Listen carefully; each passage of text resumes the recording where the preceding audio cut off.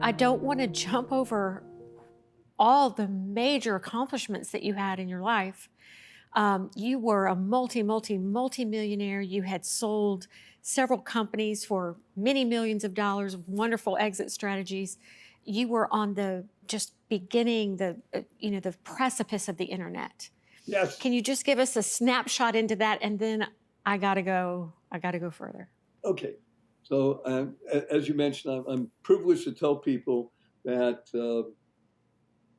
in the process of gaining back my physical health and connecting even deeper into my spiritual self, a renewed energy in life and desire. And I got involved in, thank God, a number of different businesses. One of them was the diamond business. And I was, Hmm. thank God, blessed to be extremely successful in that.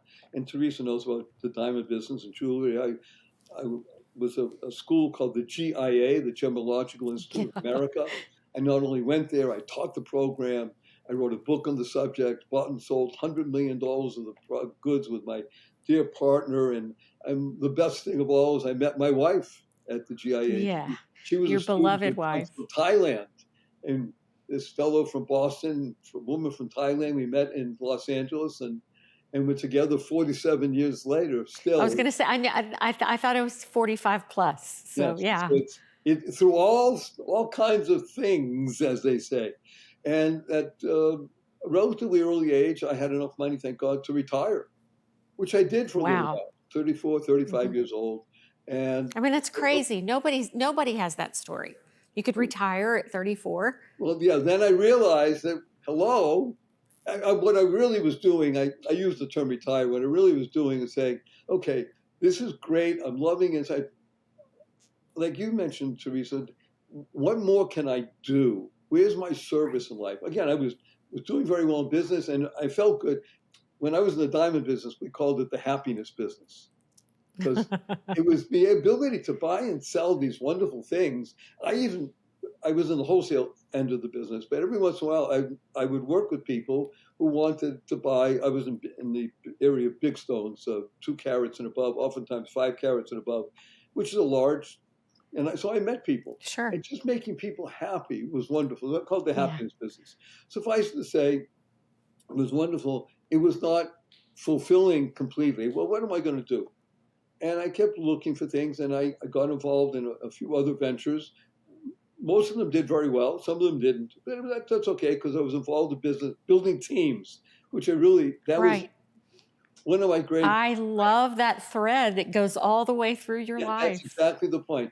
And at some point, what happened was, and again, this is part of the beauty of looking things, just keeping your eyes open.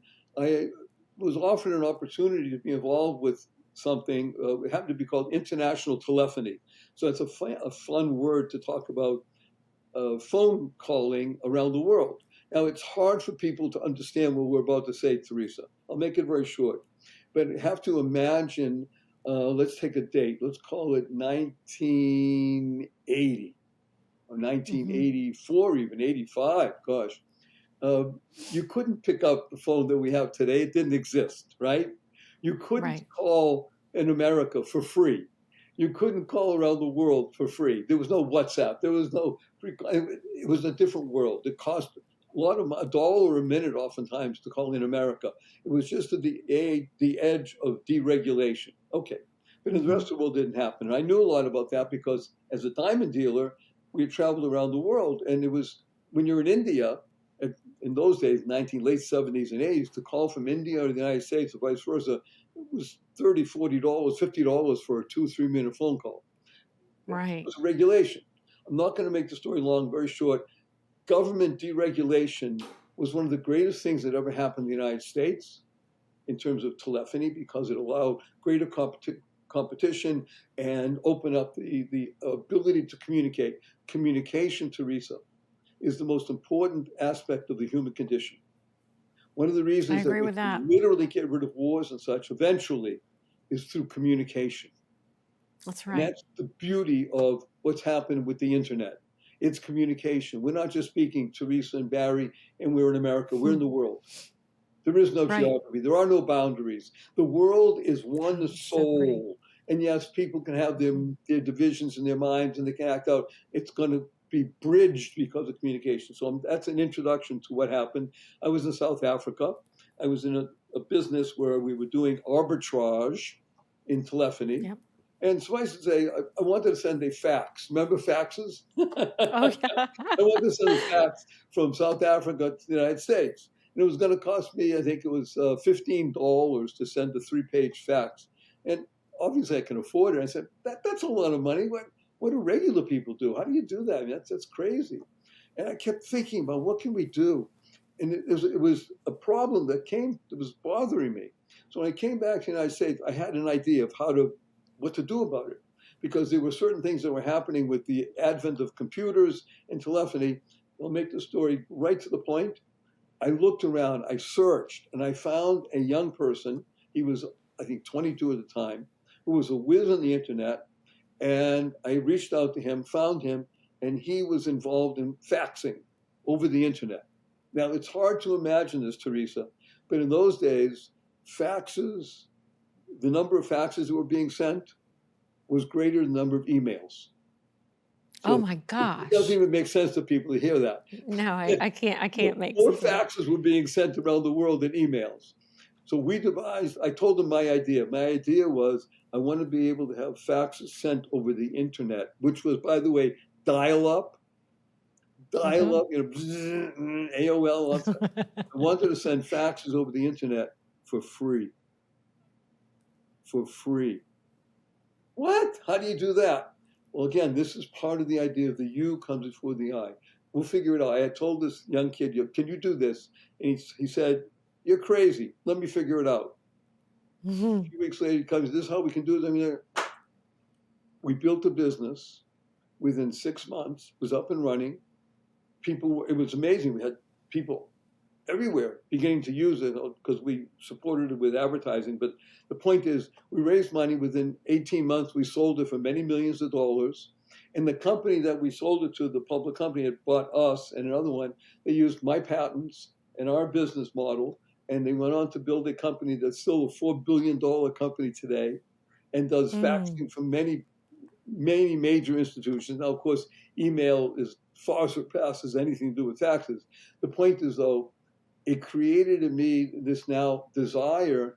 Oh, I want to serve. What else do I want to do for free? You ready for this? So we built a company that allowed people to pick up a phone, the beginning of cell phones, and call for free. We called it Speak for Free. The other one was called Fax for Free. And we did that. And again, within a year, somebody bought us. It was the predecessor to Skype. And we bought that and we sold it for a lot of money and such. It was just wonderful. And it was the beginning of the change in America when broadband was coming in. And nobody understood broadband other than, well, what does that mean? It means things are faster. Here's the essence of business in 3 words: faster, better, cheaper. Yeah. When you can do things that are faster than somebody else, better than somebody else, and less expensive, you're going to win. And what's the classic example? Amazon. Right. Exactly. Amazon. I'm going to sell books on the internet. Well, a book costs this, and you can buy it at a bookstore. Yes, well, you can get it on the internet, and it's 25% less. And he would make a little bit. And he revolutionized commerce, not the book business. No, you're right. He absolutely revolutionized. That's what I want to do. And what I'm doing right now, do I have 2 minutes to tell people about what we're doing right now? You do. Go ahead, but I still need to explore some of your story. A big part. Oh, yes, right. We haven't told them about being paralyzed, have we? You gave it all away. Okay, let's talk about paralyzed. Then we'll talk about the other. Okay. So let me just set the stage here because it's just otherworldly what happened to you. So you've had extraordinary successes, and yeah, you had some plummets, but then you always, as your uncle said, you couldn't fail. Basically, that's how you've lived your life. You could not fail. And you're in bed. You go to bed as a healthy man, and you wake up the next morning and you are paralyzed from the neck down, right? A little bit of difference in the story. So, yes. Well, what happened was I had come back. I was at the synagogue on a particular day. It was called Rosh Hashanah, in the Jewish Uh, world. It's called the Jewish New Year. So I've New been in Year, the yeah. synagogue in the morning, came back in the afternoon. I'm sitting with my wife, my son, having a meal. And then I said, I'm going to have a nap, and then I'm going to get up and go back to the synagogue for the rest of the service. And so I went, I laid down for a little bit of a nap, got up, and promptly fell down. Imagine getting out of Oh, bed and falling down fainting. Hello, that didn't. I'm 55 at the yeah. time, and I'm very healthy, very hardy. Never happened. So I got up. That's odd. I managed to get up from the floor. I got dressed, walked to the front of the house, sat in this chair, beautiful leather chair. I'm sitting there. Teresa, I never moved again. I called to my son. Oh, My son's name is Ezra. He's 17 at the time. I said, Ezra, Papa can't move. What do you mean you can't move? He comes over and says, I can't move. I asked him, go to the synagogue and bring over a friend of ours who's a doctor, a cardiologist. Imagine a Jewish doctor. Comes over, a cardiologist, and he comes in, he looks at me, he says, whoa, you don't look so good. He has a good bedside sense of humor. It's just funny. He called his brother, who's also a doctor, very common, not uncommon for Jewish brothers to be both become doctors or lawyers or Indian chiefs. Anyway, he calls his brother, who is my primary care physician. He tells him, Barry can't move. He's paralyzed. What do you mean paralyzed? He said, well, got to get him to the hospital. Now, remember, this is the days before Uber. mm-hmm. So they call a taxi, and it took two guys and my son, get me up, put me in the taxi. And I told my wife, my son, look, I'll be okay. Get me to the hospital. I'm sure I'll be home tomorrow, because who thinks they're going to be paralyzed, right? I mean, it Right. doesn't happen. Get me in the hospital, and they check me in, and I can't move. My doctor comes and he says, okay, I'm going to give you a sedative, and I'll see you in the morning. Now, I'm too scared. I'm sorry, I'm too paralyzed to be even scared. I'm just calm, a sedative. The next morning, I open my eyes, and I can't move at this point. Nothing Oh in my my body gosh. moves. And I can't speak. Now, I could have You couldn't speak? I'm laying on my back. I could see the clock. It was actually 8:05, and I surmised it was the morning because of light out. And I have a woman's voice in my ear saying, Mr. Shore, my name is Dr. So-and-so, and I'm the neurologist on staff. You have something that's very serious. It might be life-threatening. I need to run some tests. Are you with me? If you can hear me, blink once for yes, twice for no. So I blinked because yes. And she said, you're going to bring this test? Yes. Okay, I'm blinking. Now they're picking me up, moving around, and such like that. So the point is that within, thank God, a few hours, and through some tests, which were not easy because they didn't give me a Novocaine, some of them were painful, sticking needles in me, they found out I have a rare disease, which is called Guillain-Barré syndrome. GBS, Mm-hmm. the cognizant is also known as French polio. And I am now in the ICU, the intensive care unit, and I'm going to be in that unit for 11 days. I'm going to be in a hospital for the next 144 days. I'm Right. going to be in a hospital bed in my own home, immobile for more than 2 years, a wheelchair for 4 years, braces on both my legs, from my hips to my ankles. Again, all with paralysis. Today, thank God, I'm able to be vertical and ambulatory with the help of a 7-foot walking wand. So I'm a triped, not a biped. I can't walk up a stair by myself. I can't walk up a curb by myself. I have help 12 hours a day, 7 days a week. However, wonderful Teresa, you hear my voice, right? I Positive, do. powerful, and pleasant because of one word. One word. And the word is smile. Hmm. Smile. Like you're doing right now. Your smile lights up the room and the world. SMILE is an acronym. It stands for Seeing Miracles in Life Every Day. So Barry, I want to hear all that, and it's phenomenal and extraordinary. I can't say I've ever talked to a person who took such a horrible, tragic thing that happened to them and to their person, to their ability to just even live and breathe and walk in the world, and all the literature you've written, all of your podcast, your messaging in the world is amazingly positive and encouraging. And I mean, you just consistently, constantly encourage us as human beings, to walk in the world kindly, to see the positive side. But in those first hours, when you didn't know what was happening to you, when you hadn't been diagnosed, tell me what was going on in your mind.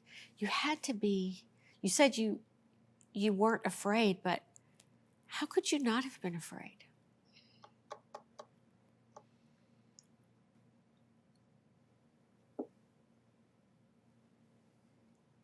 Let me tell you a quick story. Okay. It happened, it was about 2 weeks into the process, because they were still always running tests on me, finding more stuff, what they could do and so.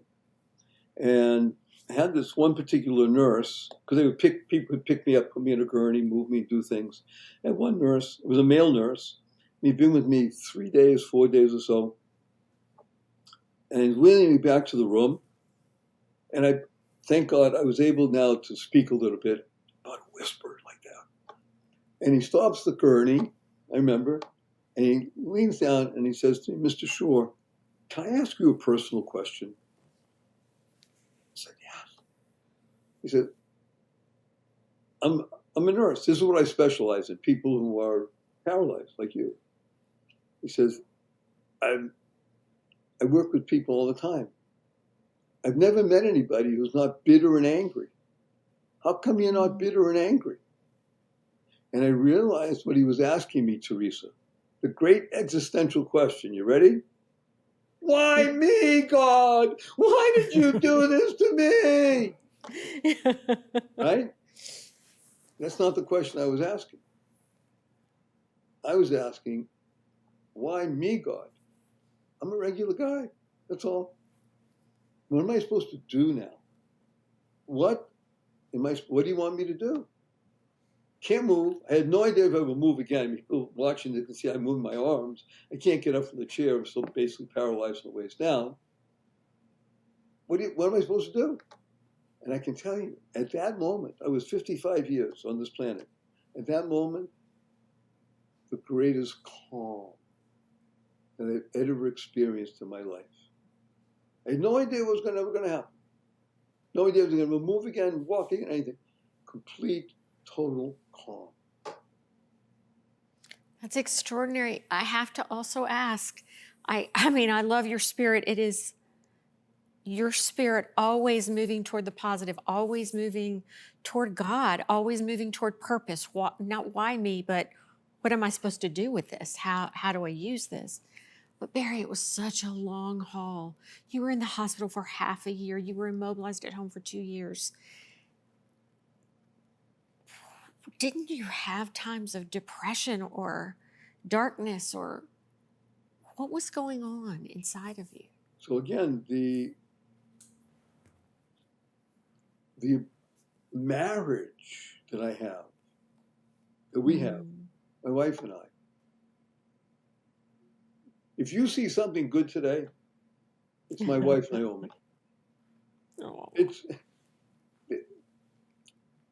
It's not possible, in my humble opinion, first of all, to do anything on your own in life.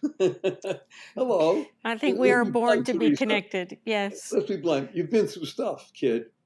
I've been through stuff. You've been through stuff. And thank God you're moving on now to a new mountain that you're climbing with somebody together. Absolutely. These are very, very major issues here. The ability to move day by day, even sometimes minute by minute. Again, I couldn't move. Nothing for years. Right. But now I'm going to add to the story. It makes it even better. In the course of gaining back my upper body, most of it, and we have a close-knit friend at the time who was an aquatic therapist. I mean, they put you in the water. I love this story. This is so good. One day they take me outside in the wheelchair. I can't move, and he runs running over. And he said, I heard what happened. I'm going to tell you something. I'm going to have you up and out of that chair walking within a year. I love it when people talk positive stuff, right? Hello. Again, if somebody tells me they're going to do it, I'm going to listen. And he said, I'm America's greatest aquatic therapist. That's strength, right? So fine, I'll listen. He said, we're going to, again, what you do is they put you in a pool. And in my case, they put flotation devices on my legs, on my arms, on my body, so I wouldn't drown. And he asked some of his people moving me. We did this once a week and twice a week, 3 times a week. Right. And they're doing this months and months and months. And again, this is a great country. So at these facilities, they have something called the Hoyer lift. So my attendant who's with me 12 hours a day, 7 days a week, we have people around the clock, put me up to this lift. They push you in the water, takes you out of the water. Thank God these things exist. So again, it took about a year and a half almost. One day, I moved my arm over my shoulder. I remember I haven't moved That's awesome. by myself. You had I not moved the moved. other arm on my shoulder. I'm like, wait a minute, I just did a backstroke. And I did that. And then let me see if I remember. And then you continued to swim or backstroke. I think it was 98 minutes. Right. So you were so excited. I did the backstroke. The 3 of them, I hit my head against the pool. I said, yay! It hurt. And I said, don't touch me. I moved myself. I did. I kept going. I didn't want to stop. I hadn't moved in years. And you're right, 98 minutes without stopping. So here's the genius of it, not me. This is what's coming into my life now. I said, if I could do that once, I could do it again. Okay, so a week later, did it again on my own. Obviously with the help of the flotation device and people watching me and such. And I basically swam a mile in 98 minutes. That's how long it took. I know. And I did it once a week and twice a week and 3 times a week.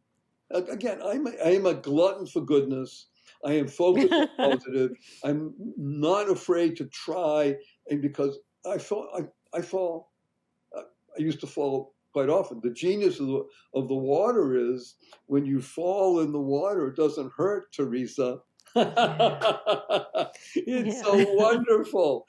And so to fast forward the story, after a while, I was able to remove the belts from around my waist and then swim.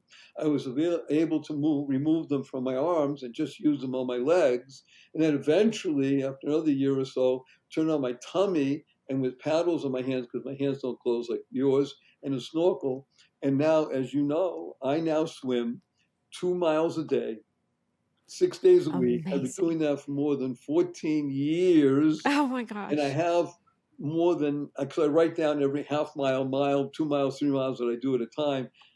And I have more than 9,801 miles under my belt, and I'm not stopping. I know, I can tell. And I swim not for me. I swim for all the people in the world who say, oh, I can't. I can't. Yes, you can. Yeah, you do. Do something. Move. Oh. Yeah, I can't talk right now. Beautiful, unbelievable story of courage and bravery and resilience. Fully believable, I hope. I mean, yes, fully believable, but you're undaunting running at life. You just run it wide open all the time, no matter what happens to you. And then you turn it into, I could talk to you for hours, but we need to wrap it up. Just tell our viewers a little bit about your platform, because it's gorgeous and it's what you are putting into the world that is so good, alongside your indomitable courage to swim and swim and swim and show all of us that we can. Anything good is from my wife. And she challenged me with something. I told her I had an idea, and she challenged me. She said, okay, you're smart, figure it out. And she did. And basically, here's our mission in life now. Our mission is to give $1 billion to charity without costing any giver a penny. What? How do you do that, Barry Shore? So I'll tell you very simply. Very simple, because it's based on the most basic principles in business called shop, earn, and give. We partner with companies that give us a percentage for sending them customers. Because every business from the beginning of time, Teresa, wants only 2 things. I want to keep my existing customers and acquire new ones, called acquisition. That's right. So we built this platform, which is called Einstein Cares. Einstein, the guy with the white hair sticking out, smartest guy in the world. He's also very heart-centered. So it's built on the idea of I'm smart and I'm good. So if I can go to a place where I can shop and I'm going to use my existing credit card or debit card, tap, and I do, let's go to a restaurant. And I go to the restaurant and the bill is, pick a number, $100. I tap my card and I just got $2 cash back. And $2 goes to the charity of my choice, call it 821, right? Oh, And you have, yes. pick a number. We have 10,000 people who are all focused on 821, and all they do is go shopping at the place they normally shop at, because we have aggregated thousands and thousands and thousands of brands. And now they go shopping and they're earning money for themselves and giving money to something they care about at the same time. It didn't cost them a penny. That's We built the platform. phenomenal. You And did it just like you did the facts. In the next 45 days or so. And the genius of it is it's all built on the same idea that my father taught me at the age of 9. The you comes before the I. It's all about service. Shop, earn, give. Oh, I love it. I love everything you're doing, Barry. You're a phenomenal, really good man. I can't. She's reading my mother gave her the copy. I am just, I'm just sitting here drenched in tears and so grateful for you in this world, so grateful for your life and how you live it and what you're teaching me today. So thank you for being with us. Can we do 2 quick things before we say adieu? Whatever you want. Okay, we're going to do a group hug with you and everybody. Okay, a group hug. And we're going to do a blessing. So let me tell you what hug stands for. Oh, I'd love that. Hug stands for heartfelt, unlimited giving. On the count of 3. Okay. 1, 2, 3.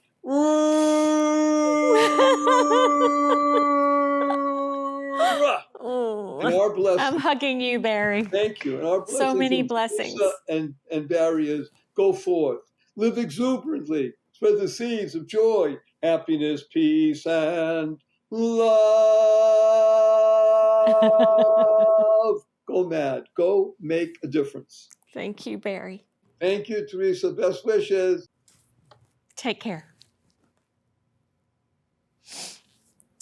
Thank you so much for being with us today. The extraordinary story of Barry Shore. I am just still so moved. I can't even talk. But thank you so much for joining us today.